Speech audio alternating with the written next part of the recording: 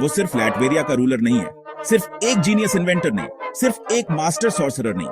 Doctor Doom Marvel history के उन कुछ कैरेक्टर्स में से एक है जिसने सिर्फ अर्थ ही नहीं बल्कि पूरे मल्टीवर्स पर कब्जा करने की हिम्मत की।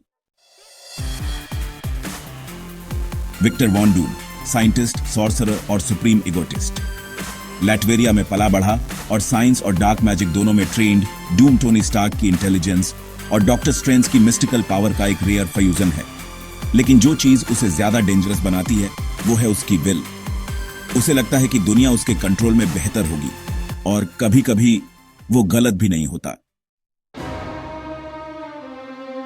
मार्वल के 2015 के सीक्रेट वॉर्स इवेंट में डूम ने अपनी विलेनी को एक कॉस्मिक लेवल पर पहुंचा दिया। मल्टीवर्स कोलैप्स हो रहा था, यूनिवर्स मर रहे थे, बियॉन्डर्स, गॉड लाइक बीइंग्स इन सब के पीछे थे। लेकिन गेस करो कौन सामने आया? डॉक्टर डूम मॉलिक्यूल मैन को वेपन के तौर पर यूज करके बियॉन्डर्स को मार डाला। Let that sink in. एक मॉर्टल मैन ने ऐसे बीइंग्स को हराया जिनसे भगवान भी डरे, फिर उसने उनकी पावर चुरा ली।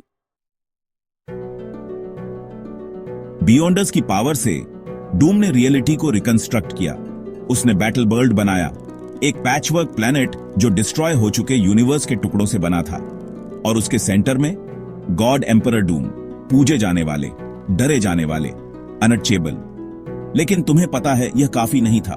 डूम की सबसे बड़ी कमजोरी हमेशा से उसका प्राइड और रीड रिचर्ड्स रहा है। एंड में डूम ने सब कुछ खो दिया, लेकिन उसे याद था कि पूरी रियलिटी पर पावर रखने का कैसा लगता है।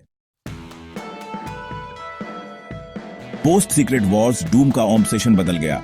ऑन अल्टरनेट टाइमलाइंस में उसे कंट्रोल के लिए सब कुछ सैक्रिफाइस करते देखा गया है। कभी कभी तो अपनी विजन को पूरा करने के लिए हीरो भी बन जाता है। एक यूनिवर्स में वो सॉर्सरर सुप्रीम है, दूसरे में आयरन मैन, और हर एक में वो समझ से परे की पावर के लिए हाथ बढ़ा रहा है। कांग के उलट जो टाइम नेविगेट करता है, डूम उसे कॉन्कर करता है।